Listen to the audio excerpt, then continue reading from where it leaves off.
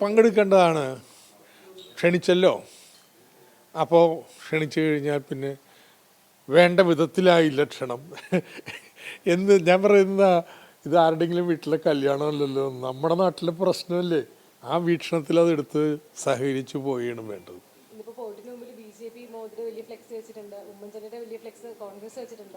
Very good, ചെയ്തോട്ടെ, എനിക്കത് വിവരമൊന്നുമില്ല, വരുന്നുണ്ട്. പക്ഷെ എല്ലാവരും കാണണം, 61% സംസ്ഥാന സർക്കാർ മുടക്കുന്നത്.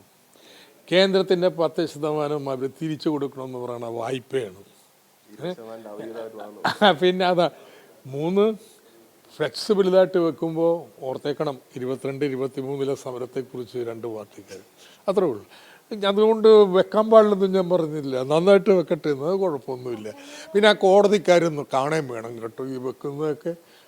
അല്ലാതെ ഇടതുപക്ഷം വല്ലതും വെക്കുമ്പോൾ മാത്രമേ ജഡ്ജി കാണത്തുള്ളൂ എന്നുള്ളത് അതും ശരിയായിട്ടുള്ള കാര്യമല്ല.